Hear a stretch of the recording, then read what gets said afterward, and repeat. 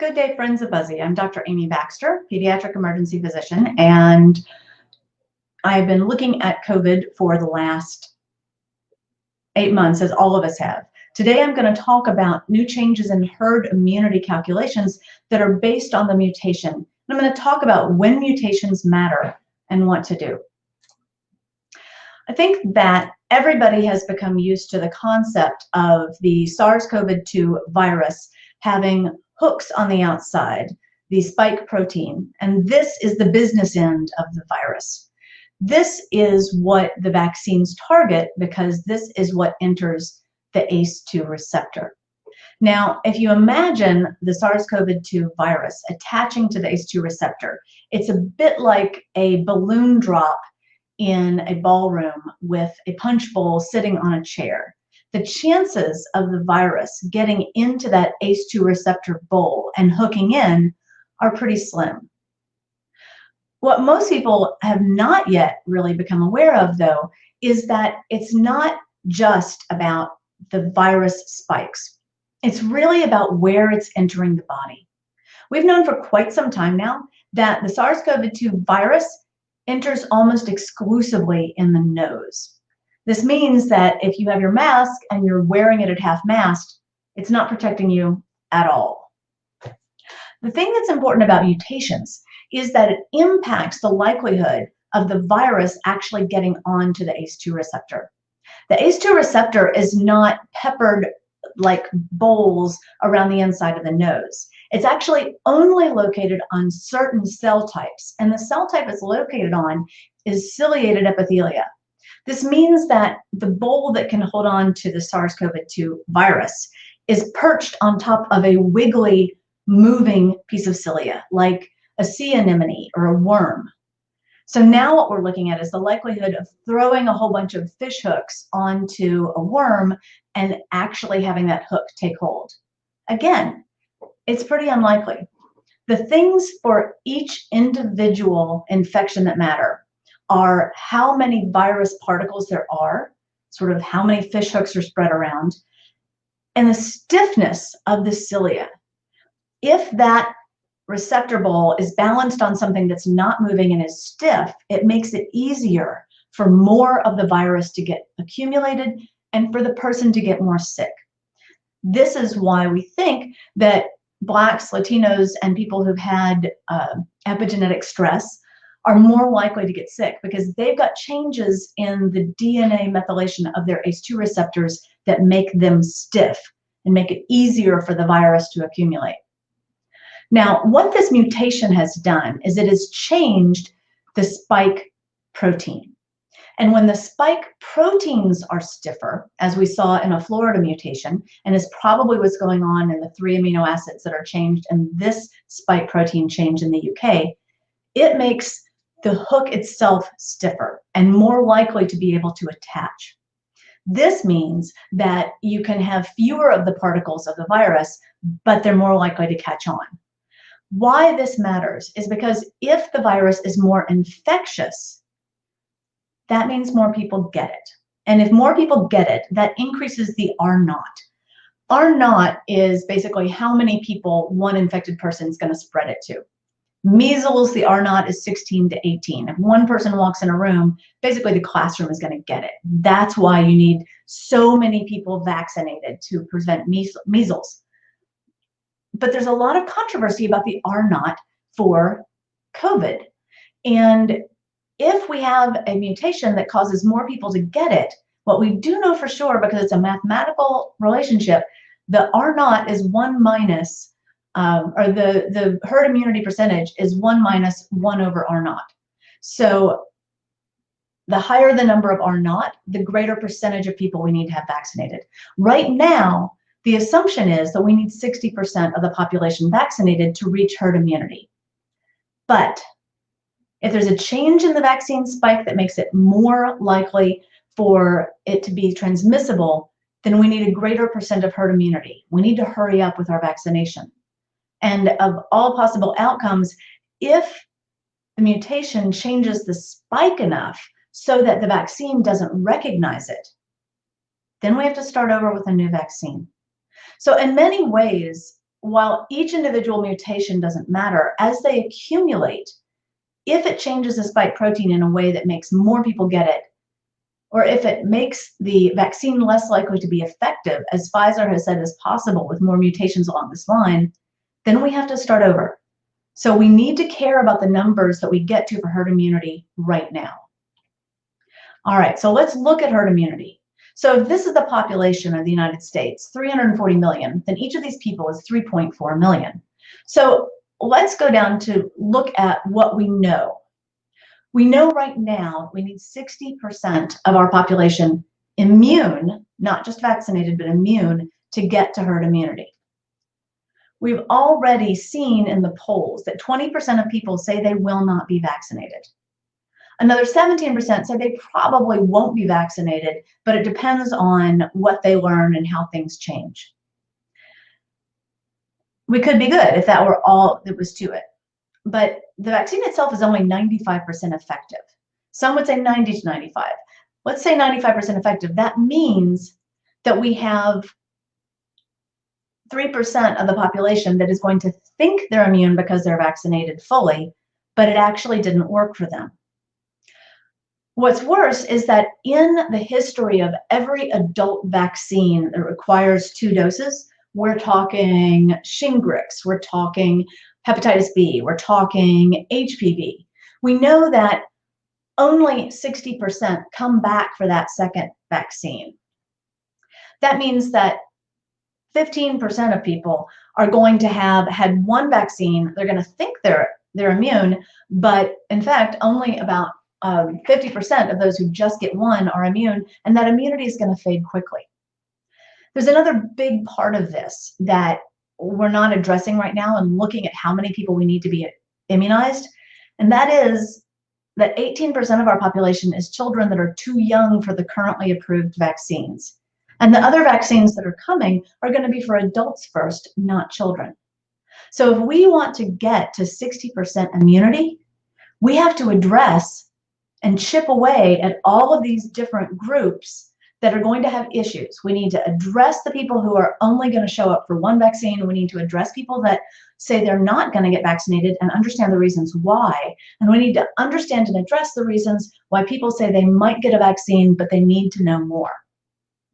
So here's where we know we have opportunities. First of all, when they've asked people who don't get the flu shot or don't get any vaccination why they don't, between 23 and 36% of them say they don't get vaccinated because they're afraid of needles. So let's assume that's a 30%. That means we could increase the number of people who get vaccinated by 38 million if we do something that addresses fear. Addressing the 40% of people that historically don't get vaccinated, what can we do? We know from the work by Chris France, who has looked at blood donation and the factors that go into whether or not someone comes and does a donation another time. We know that some of the issue is the pain of the vaccine, that some of the issue is anxiety about getting vaccinated to begin with, and that some of the issues are the lightheadedness or vasovagal symptoms that come. This is feeling light, feeling woozy, feeling weak, feeling nauseous, or even passing out.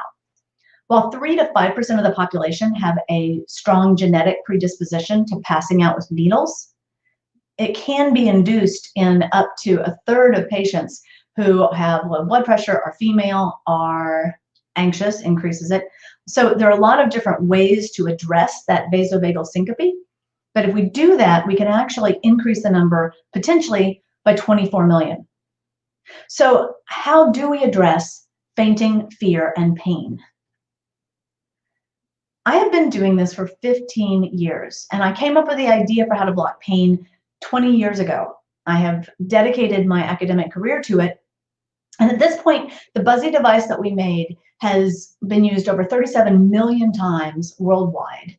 It's in 5,000 hospitals and clinics, many of whom are already using it for their COVID vaccines for their staff. And it's been proven effective in 50+ randomized controlled trials. So the device that you see on the woman's arms in this picture uses a very high frequency vibration.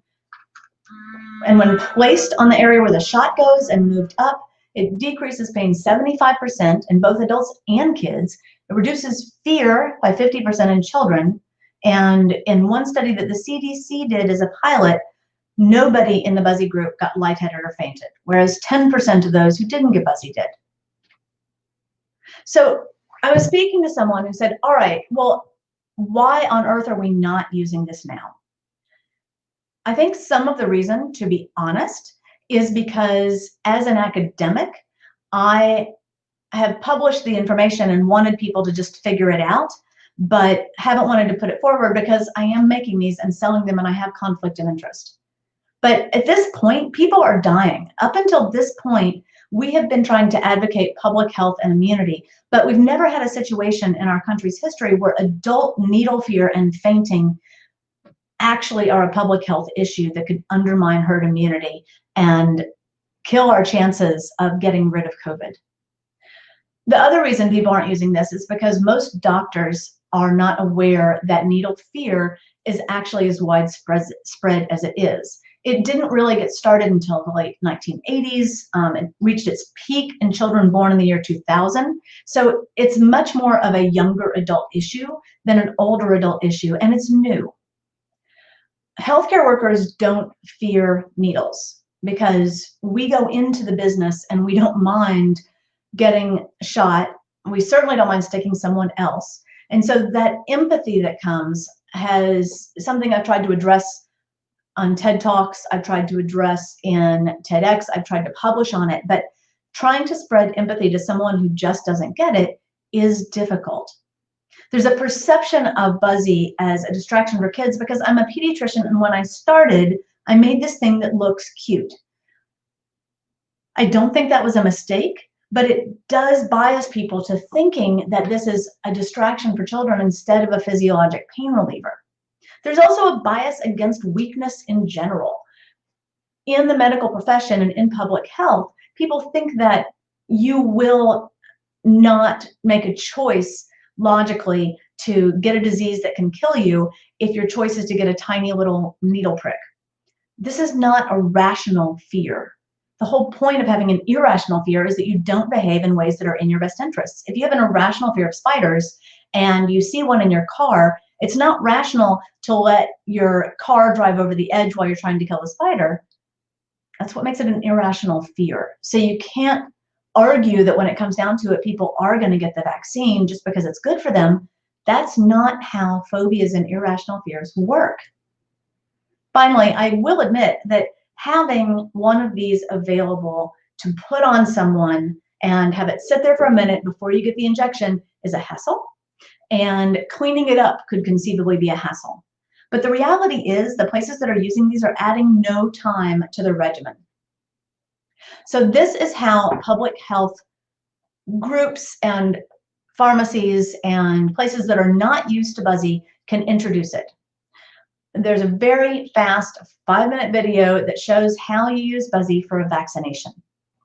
You can put one Buzzy for each person who's vaccinating and one extra in case it runs out of batteries after 20 hours into a bin with instructions for the patients themselves to look at, so nobody on the staff needs to be bothered by it.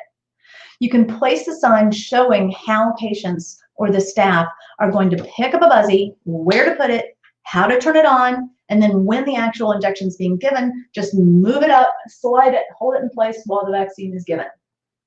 Then patients can put it in a dirty bin and someone comes around with a sandy wipe and wipes it down, sort of like a giant alcohol swab that we use in hospitals. And then when it's clean, it replaces in the ready bin. This should not take any additional time at all in the vaccination process. What does take time is convincing people that this matters. Now, one objection has been cost. I am announcing now with this broadcast that if you are a public health vaccine disseminator or a pharmacy and you have not used Buzzy before, we will provide them to you at cost in the number that you need. Cleaning is not a barrier. If you don't want to have someone use a sandy wipe, you can put it in an infection control bag. And changing the training mechanism, we are willing as a company, and I am willing to train people on how to use this. If there are any questions about increased time of vaccination or the value of this, the thing is, if somebody faints, that takes about 15 to 20 minutes. If you have 1 in 20 to 1 in 30 people who are going to get lightheaded, then that means that by adding 20 seconds to answer the questions for anybody who might not be able to read the sign is still going to be a win from a time standpoint if you don't have to deal with people fainting. Will this actually help, and will this make a difference is final objection I can think of. And in New Zealand, they now on their national guidelines for bacillin injections, which hurt much worse than the COVID vaccine, and you give them the butt, they are using Buzzy and recommending it strongly because a study showed that when they used Buzzy, people who did not come back to get their bacillin shots for rheumatic fever started to come back. So at the end of this, we are at a place where we need to make some gains in the number of people willing to get vaccinated. Overall, we can gain 12% of the people who say they won't get vaccinated if we reduce needle fear. We can add an additional 20 to 30 million people if we have a way to block that vasovagal stimulus that causes them to feel lightheaded and woozy and not want to come back for that second vaccine. While we're waiting for the pediatric vaccine to be available, the closer we get to herd immunity by addressing fear, fainting, and pain, the more likely we are to stop this virus. But if we don't do this, mutations are happening, and there is a strong likelihood that with the numbers that are out there now, believe it or not, in the healthcare profession, we're not going to get to herd immunity. It's just not possible. They say that insanity is repeating the same behavior and expecting a different outcome. We know the percentage of people that don't come back for second vaccines. We know the percentage of people that don't get flu shots because they're afraid of needles. This is science. This is well known. Now is the time to act and to change a variable so that we can get ahead of the virus before it gets ahead of us. Thank you.